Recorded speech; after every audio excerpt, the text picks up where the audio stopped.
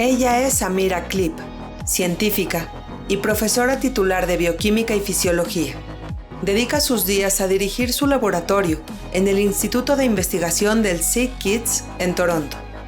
Y hoy, en entrevista para Enlace Judío, nos explica todo lo que hay detrás de una de las enfermedades más comunes del mundo, la diabetes.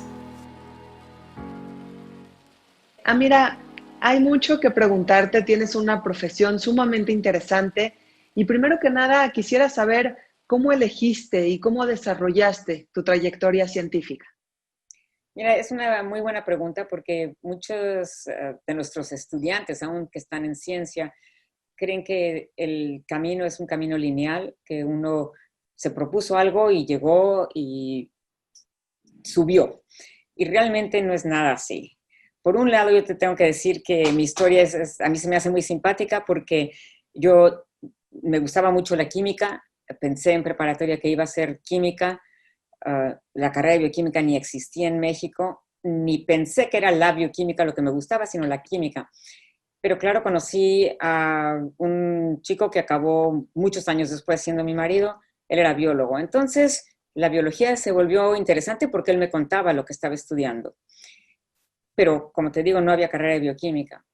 Y yo siempre he querido contar esta historia, fue en el Deportivo, en el CDI, donde una de esas reuniones de Eureka en la vida, donde platicando en los casilleros con Patricia Ostrowski, que ahora es una gran científica y que la han entrevistado en Diario Judío, Patricia me comentó de un programa piloto que había en el Centro de Investigación y Estudios Avanzados del Instituto Politécnico Nacional, que era un programa piloto de entrenar a los chicos que salían de preparatoria en ciencia, en bioquímica. Y yo fui a averiguar de qué se trataba y para hacerte el cuento muy corto, entré. Patty había estado en ese programa. Lo hermoso de todo esto es que yo creo que a Patty no la volví a ver y hace unas cuantas semanas, leyendo un trabajo que me encontré, que mis estudiantes encontraron, de una P. Ostrowski, la busqué pensando que sería ella, y hemos tenido una lindísima conversación de Zoom, donde claro, hemos estado siguiendo los puntitos, y ella misma ha logrado una gran carrera profesional, entrenándose en Israel y luego volviendo a México.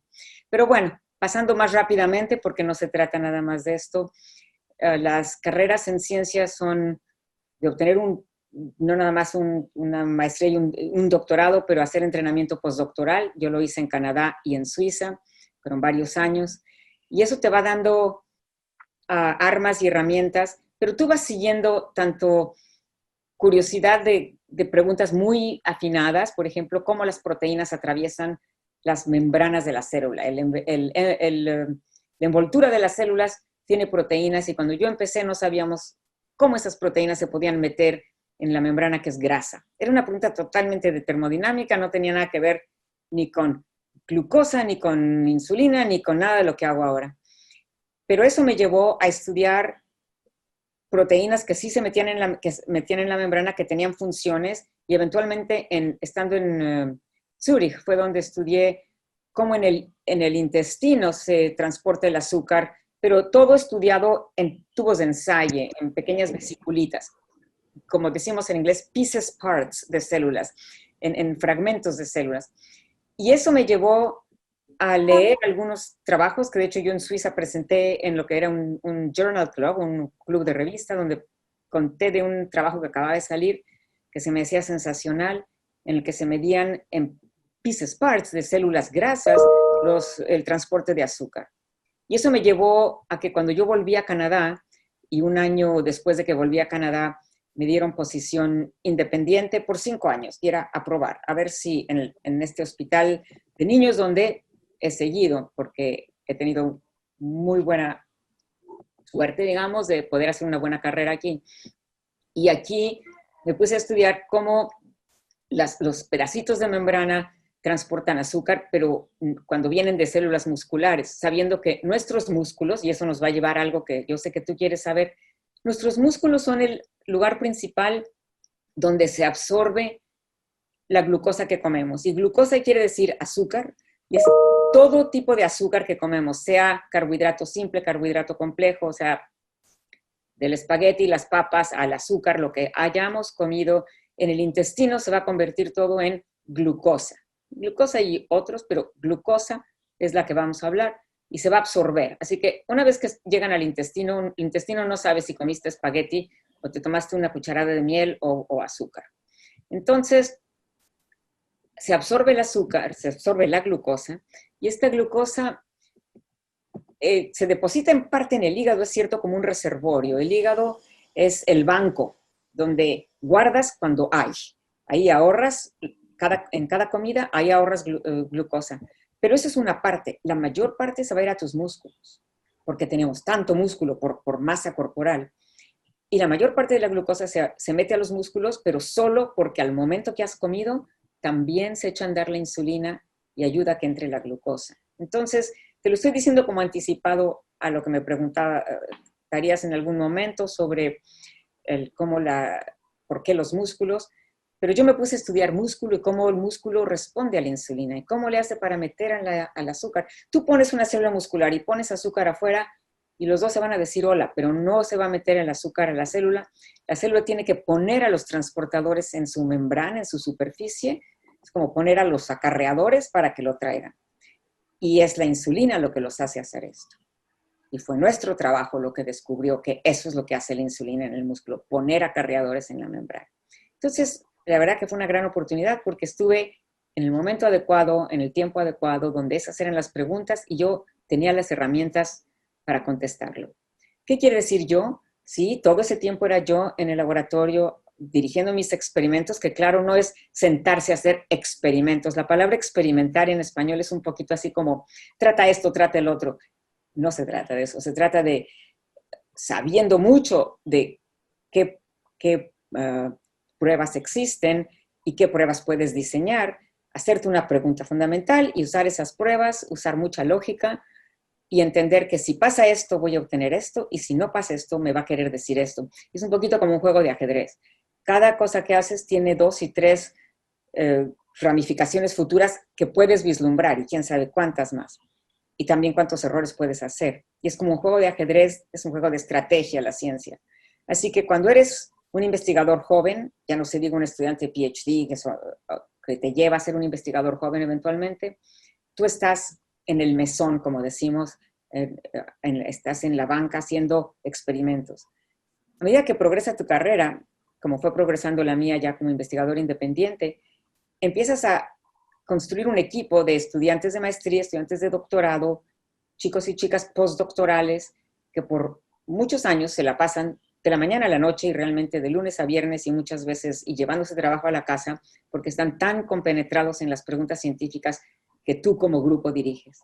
Y entonces tú te vuelves el estratega, el general de un pequeñito equipo, que pueden ser 4 gentes, pueden ser 10, todo depende de cómo vas consiguiendo los subsidios. Y esa es la vida del investigador, tener la visión de cómo proponer una investigación a largo plazo, que tenga varios proyectos conectados, proponerlo en solicitud de donativos, grants, como les llamamos, conseguir el financiamiento y que esto sea parte de la manera de llevar la ciencia adelante, pero también las carreras de estos chicos. Es la manera de que vayan sacando su tesis de doctorado, de que vayan sacando sus trabajos científicos, para que eventualmente ellos sean la siguiente generación. Así que nuestro trabajo es mucho tanto de docencia en ese sentido, aparte de que damos clase en la universidad, yo y mis colegas, porque nuestro trabajo no es en la universidad, es en un hospital de niños, pero es en un instituto de investigación que es parte del hospital. Y bueno, eso es mi carrera.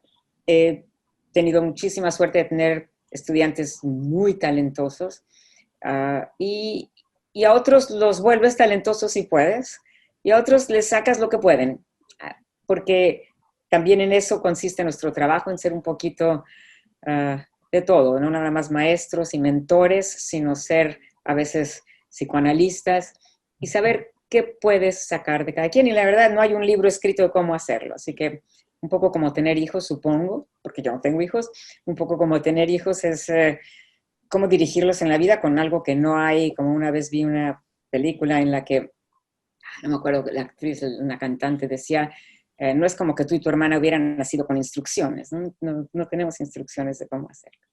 Pero bueno, eso es la respuesta muy alargada, perdona. No, no te preocupes, Amira. Sin duda es un trabajo de mucha persistencia la investigación. Y yo quisiera preguntarte, pues, ¿cuáles son tus retos a largo plazo después de invertir tantas horas en el laboratorio? ¿Cuáles son tus metas a largo plazo? Bueno, mira, las metas, me estás hablando, yo ya llevo muchos años en esto, creo que llevo muchos más de los que voy a estar obviamente en esto, pero la meta cada vez ha sido, hay muchas metas, hay metas a corto plazo que son encontrar cómo funciona este aspecto en particular de la acción de la insulina. Otra meta es qué pasa cuando esta acción en particular no funciona. Tenemos diabetes, tenemos insulinoresistencia, que es lo que eventualmente va a provocar la diabetes. Luego, con gusto, te explico cuál es la diferencia, a qué llamamos diabetes. Así que la meta, si te tengo que dar una meta así grandiosa de mi carrera en general, ha sido entender de la A a la Z cómo la insulina hace que un músculo responda para que tome el azúcar óptimamente, y también cómo otro estímulo, que no es la insulina, sino el ejercicio, la contracción muscular, hace que el músculo tome azúcar, y cómo eso ayuda, aunque la insulina no esté funcionando bien, cómo las señales del ejercicio funcionan. Y eso es un tema fascinante, porque la insulina es una molécula, tú puedes estudiar molecularmente qué hace. El ejercicio no es una molécula, pero tiene consecuencias muy moleculares, y estudiarlas es más demandante. Pero mi meta realmente es una meta global, pero más bien uno le gusta ver las metas independientes, que te acabo de dar unos ejemplos. Claro. Ahora, mucha gente cree que la diabetes es solo un tema de insulina y de páncreas. Sin embargo, tú sostienes que esta enfermedad pues involucra también a los músculos, al sistema inmune y a otros órganos de nuestro cuerpo. ¿Podrías explicarnos más al respecto? Sí, sí, claro. Qué bueno que lo preguntas, porque sí es cierto que hay poco conocimiento, porque hay algo muy establecido. Todo el mundo piensa insulina y glucosa. Expliquemos. Estoy segura que la mayor parte del público hoy en día ya sabe que hay dos principales tipos de diabetes. Hay más, pero hay dos principales, lo que llamamos tipo 1 o juvenil, que se llama juvenil porque empieza antes en la vida, pero sigue por toda la vida. Y se trata de problemas en el páncreas. Es una autoinmunidad hacia el páncreas que hace que las células beta, que se llaman así, que producen la insulina, se desaparezcan, se degraden. Y cuando no tienes suficientes o pierdes totalmente tus células beta, que son poquitas, pero no deben durar toda la vida, se duplican un poquito, pero es un reservorio limitado, que ese reservorio no lo tienen ya. Y cuando no lo tienen, no hay otra manera más que se inyecten insulina, y con eso van a poder sobrellevar. Como sabes, la insulina se descubrió tal como la conocemos en Canadá en el año 1921, justamente el año que entra, son 100 años, va a ser esperemos que se pueda hacer una gran festividad en Canadá por el gran descubrimiento de lo que fue la insulina. Es una historia fascinante, cualquiera que quiera leer sobre ella, hay mucha literatura accesible, pero ese es el problema de no producir suficiente insulina, es un problema de la diabetes tipo 1, que es 10% de los diabéticos que conoces. El 90% de los diabéticos que todos conocemos, que todos encontramos en la vida diaria, son lo que tradicionalmente se llama diabetes tipo 2 o adult onset, o sea, que empieza en la edad adulta. El problema es que con la obesidad ahora hay niños y muchos adolescentes y adultos jóvenes que lo tienen. Altamente ligada a obesidad, realmente está ligada a lo que llamamos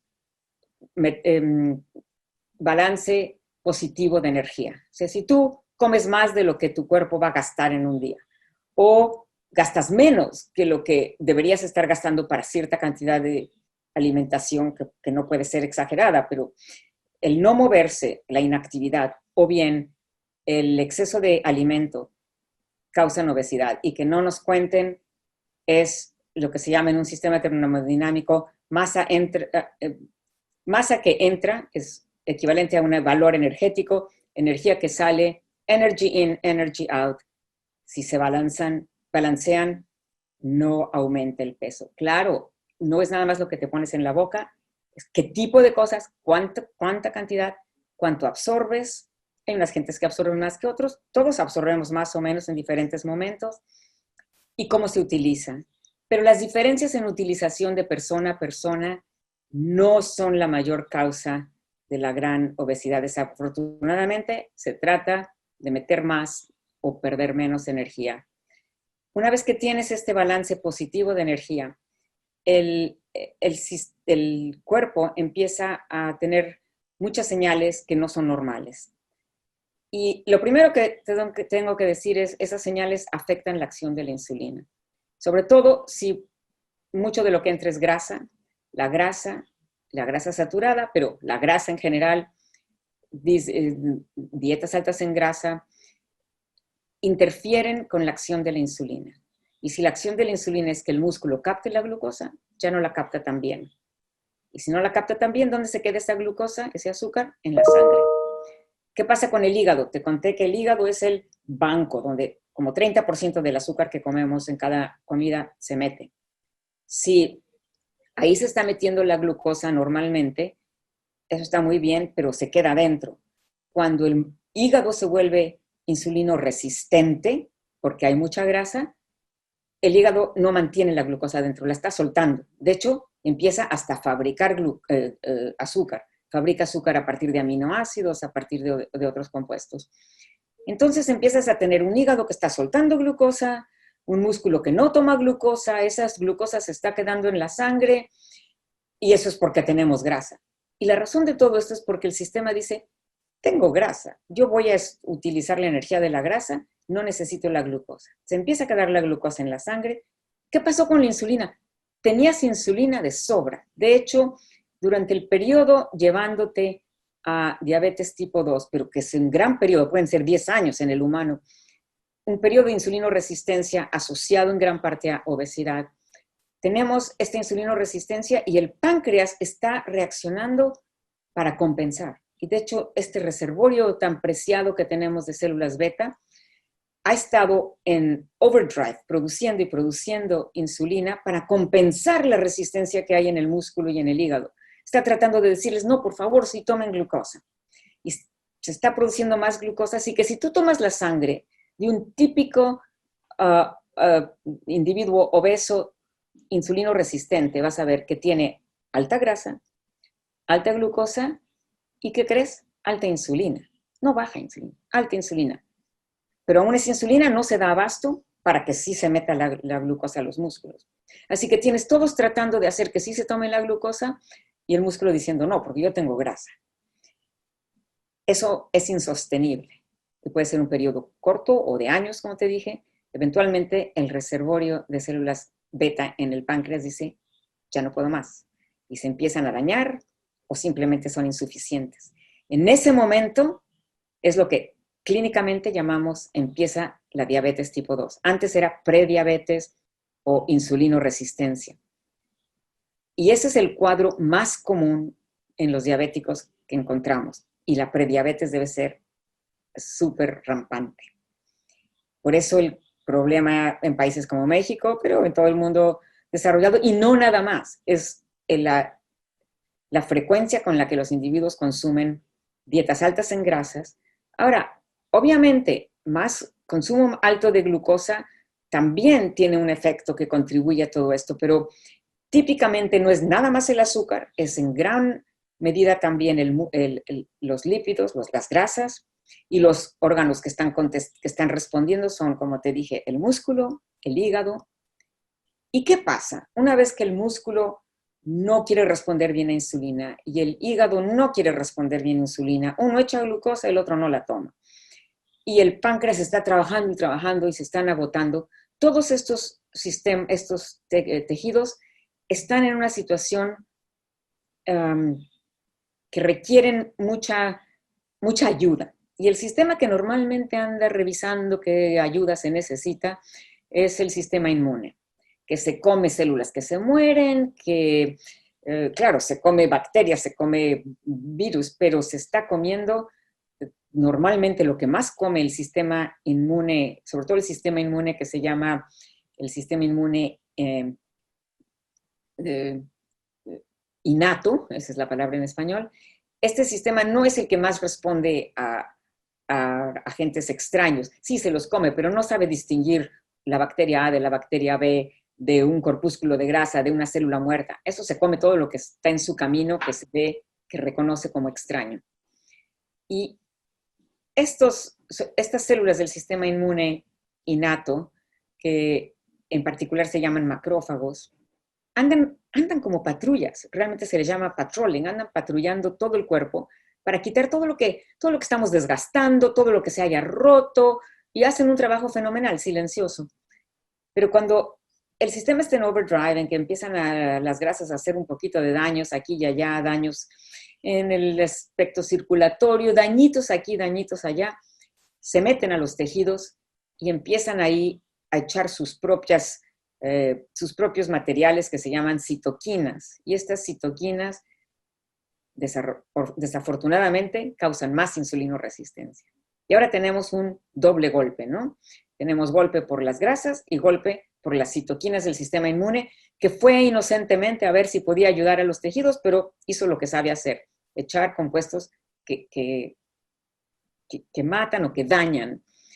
Y la contribución del sistema inmune hoy en día es tan importante que hay muchos esfuerzos para encontrar, diseñar medicamentos que puedan atacar, digamos, ese sistema inmune en esa modalidad, porque obviamente no quieres atacar tu sistema inmune, es un sistema esencial, pero quieres en la modalidad en que está respondiendo a lo que le pasa al músculo, al hígado, a la célula beta y a las células grasas, porque no te he contado todavía que la célula grasa es el último link que te quiero contar, el último tejido también muy importante en la insulinoresistencia. La célula grasa toma azúcar y la convierte en grasa y la guarda. Es un reservorio para cuando tengas frío, es un reservorio para cuando necesites energía. Hay dos tipos de grasas, pero una es un reservorio para cuando tengas frío, la otra es un reservorio para cuando tengas necesidad de grasa. La grasa la necesitamos para muchas cosas, incluyendo como material para hacer ciertas hormonas. O sea, tener grasa es esencial, grasa dentro de las células grasas, que la den a los otros tejidos cuando la necesiten. Pero la célula grasa, como el hígado, guarda la grasa. ¿Por qué? Porque la insulina, cuando actúa sobre las células grasas, les dice, mantén tu grasa, haz lo que tienes que hacer bien, mantén tu grasa. Cuando la célula grasa se vuelve insulinoresistente, porque todos los demás, ya te dije, se volvieron insulinoresistentes por las otras grasas que comimos, esta empieza a soltar su grasa, no sabe detenerla. Y entonces ahora tienes el tejido graso soltando más grasa y el tejido graso además soltando sus propias, lo que se llaman adipoquinas. Son unas sustancias que ahora migran por la sangre y afectan a todos los otros tejidos que te conté. Así que tienes como una carretera uniendo centros que normalmente trabajaban muy bien y con uno que se echa a perder se empiezan a mandar señales uno al otro que desafortunadamente en el contexto de que la carretera está llena de grasa y de azúcar y de insulina alta, empieza a ser un círculo vicioso. Así que no se trata nada más del páncreas y no se trata mucho menos en diabetes tipo 2. Claro, para cuando llegas a afectar al páncreas en diabetes tipo 2 es porque ya tu insulinoresistencia la tuviste mucho tiempo y ya dañaste muchas cosas. Afortunadamente, el periodo de insulinoresistencia es reversible con buena dieta, con buen ejercicio y ciertos medicamentos. Una vez que empiezas a perder masa de páncreas que produce insulina, no la pierdes totalmente como el diabético tipo 1, pero pierdes suficiente que algunos medicamentos lo que hacen es hacer que lo que te queda de páncreas produzca más insulina.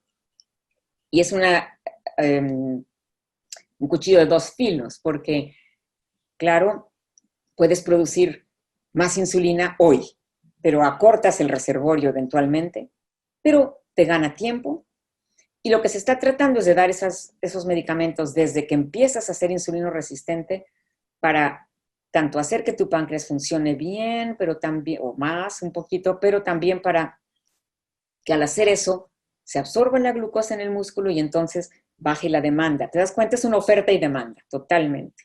Entonces, son balances. Todo lo que funciona en el organismo son balances, que se llama homeostasis. Y por eso entender cualquier enfermedad es complicado, porque son muchas homeostasis. Todos son centros conectados por carreteras. Las carreteras no son nada más la carretera circulatoria, está la carretera de los nervios, están las carreteras del sistema linfático, y son comunicaciones que existen, lo cual lo hace fascinante. Y si volvemos a tu primera pregunta, ¿qué es lo que me motiva? Me motiva esta fascinación, que es el cuerpo humano, o que es la célula, o que es la célula viva, que es la entidad más pequeña viva, ¿sí? Un virus no es una célula y no es un virus, no es algo vivo, claro que hace un montón de daño a los vivos, pero una bacteria sí es una célula, es una viva. ¿Cómo definimos? ¿Cómo vemos cada una de estas células que sabe comer, sabe tener desechos, sabe mandar señales, sabe reconocer otras señales, que filtra, que interpreta, que tiene sus propios circuitos internos? Es una fascinación. Así que te hace perder horas de sueño, te hace hablar un idioma con tus colegas, y por decirlo idioma, que todo el mundo dice, ¿de qué están hablando? Pero no es nada mágico, lo que es el conocimiento y lo que estamos hablando, que es entender qué pasa dentro de la célula con palabras científicas. Y bueno, creo que eso es contestando tu pregunta y más. Mira, finalmente, bueno, con tu labor de científica, pues obviamente hay un espectro muy amplio de investigación. Sin embargo, es la enfermedad de diabetes la que más te ha robado horas de trabajo, la que ha despertado más tu interés. ¿A qué se debe esto? Mira, volviendo a cómo escoge uno su carrera, yo cuando empecé a estudiar, cuando empecé aún mi investigación propia, yo quería entender cómo las células toman azúcar. La verdad que no tenía ningún interés y ningún conocimiento de cómo ligar esto a diabetes. Claro, sabía lo que tú sabes, o lo que tú sabías tal vez aún antes de todas estas conversaciones, o tú por decir tú, ¿no? Y fue hablando con un colega, porque hablar con los colegas es fundamental, es parte por eso tenemos tantas convenciones y reuniones. Es una actividad muy socrática, muy de hablar unos con otros, de discutir. Y hablando con un colega de mi hospital, que luego ha sido un gran amigo y llegó a ser jefe de pediatría en el hospital, él me dijo, pero hay una reunión ahora en la ciudad de la Sociedad de Diabetes de Toronto, una cosa chiquitita, comparado con las cosas universales. Y me dice, tienes que venir y vamos a hacer que presentes tu trabajo para que nosotros también te conozcamos. Y se me empezaron a abrir los ojos y empecé a asistir a conferencias de diabetes ya más mundiales, a leer más y a darme cuenta que nuestro trabajo, yo no tenía que ponerme a estudiar la enfermedad para que nuestro trabajo tuviera relevancia para la enfermedad. Y lo que siempre me gusta decir es una analogía, lo que hacemos los científicos básicos, como nos gusta llamarnos a gente como yo, es, hacemos el diagrama, estamos tratando de generar el diagrama de cómo funciona este coche que se llama cuerpo humano. Célula tras célula, órgano tras órgano, queremos hacer un diagrama lo más detallado posible para que puedas entender todo lo que hace. Por eso el diagrama que vas a necesitar el día que se descompone, como tu auto, el día que se descompone, si el mecánico no tiene un diagrama o no haya estudiado un diagrama, no vas a ver ni qué hace el motor, ni qué hace la suspensión, ni qué tiene que ver una cosa con la otra, ni qué es la combustión. Y lo va a mirar y no va a saber qué hacer. Entonces, lo que yo quería saber era cómo la célula toma el azúcar, pero me di cuenta que eso podía ser parte de lo que otros podían utilizar para entender la enfermedad. Y con el tiempo nos dimos cuenta que podíamos además mimetizar aspectos de la enfermedad usando nuestros cultivos de células o usando animales de laboratorio, roedores sobre todo. Pero el trabajo que yo hago realmente en su gran mayoría es en células en cultivo de músculo. Les ponemos insulina, les ponemos o grasas o citoquinas, y tenemos preguntas muy específicas de cuando yo doy estas condiciones, ¿qué quiero medir? ¿Y cómo lo voy a medir? ¿Y qué me va a decir? ¿Y cómo lo voy a componer? Y esa es tu manera de pensar. Y eso, claro, me llevó a tratar de entender la diabetes, pero a través de mi carrera he estado interesada en otras enfermedades de músculo, que tal vez no es el momento de hablar de ellas, pero que han sido fascinantes también, solo que en algún momento tienes que decir cuánto personal y cuánta energía mental puedo dedicar a cada uno de estos. Y acabé decidiendo que este era más bien lo que quería estudiar. Además, un tema que es una preocupación de salud pública hoy en día a nivel mundial. Absolutamente, es, como tú sabes, es una de las enfermedades, por los números que acabamos de hablar, bueno, no, creo que no te dije que 1 de cada 15 y en algunos lugares 1 de cada 10 individuos tiene diabetes tipo 2. O sea que esto es pavoroso porque las consecuencias de la enfermedad no es nada más que digas tengo diabetes, es que el diabético se cansa más, tiene más riesgo de trombosis, tiene más riesgo de enfermedad macrovascular y microvascular, tiene más riesgo de enfermedad neurológica y más riesgo de enfermedad del riñón. Y la razón de mucho de esto es el azúcar que se está quedando en la sangre, que acaba metiéndose a esos tejidos en exceso, donde acaba haciendo reacciones que no son las reacciones que hubiera hecho. El azúcar, una vez que entra al resto de las células de las que hemos hablado, se tiene que utilizar. Es carbón para quemarse y darte energía. Pero cuando lo tienes en exceso, empieza a tener reacciones químicas que no son las que tenías que hacer y empieza a dañar a todos estos tejidos. Pero no es lo único. El exceso de grasa también empieza a causar problemas en esos otros tejidos que no tienen nada que ver con acción de insulina. Es más daños y más daños. Así que la enfermedad es muy compleja, hay mucho que entenderle, hay mucho que estudiar y no lo estamos completando. Y yo no quiero ni pretender que usando nuestros sistemas vamos a entender la enfermedad, porque como te digo, se tiene que estudiar en un organismo intacto, pero nos da pequeñas pautas que luego se pueden probar. Así que nada más para terminar de decirte, uno acaba colaborando con investigadores en todo el mundo que tienen diferentes estrategias, que estudian humanos o que estudian otros sistemas de roedores. Se hacen estudios incluso en moscas, porque puedes estudiar relaciones genéticas en moscas. No hay duda que hay susceptibilidades genéticas que hacen que ciertos individuos, al ganar el peso, se vuelvan más pronto insulino resistentes que otros. No hay duda, hay variación. Sí hay variaciones, pero las variaciones son ¿cómo se llamaría esto? Haz de cuenta que todos se vuelven rojos, pero el tono de rojo es diferente de persona a persona. Entonces, cambiamos de ser verdes a ser rojos cuando tomamos mucha grasa y nos volvemos insulino resistentes, pero no, a lo mejor alguien se va a volver muy pálido rojo y el otro más fuerte. Y de ahí pasamos, por decir algo tan tonto como lo que estoy diciendo, pasar a ser amarillo, que es ya cuando pasas a ser diabético. Cuando pasamos del rojo al amarillo, claro, todo eso depende mucho de nuestra genética, aparte de lo que fue nuestra actividad, nuestra alimentación. Y entonces es una enfermedad compleja, pero al mismo tiempo, afortunadamente, si la porcionamos, se puede revertir la primera fase. La fase ya de diabetes es más difícil. Es muy interesante, Amira, es como un efecto dominó y te agradezco muchísimo que nos hayas platicado y nos hayas sumergido un poco en tu mundo cotidiano, que resulta sumamente interesante para todos nosotros. Te agradezco mucho, mucho tu tiempo y ojalá que nos volvamos a ver por aquí.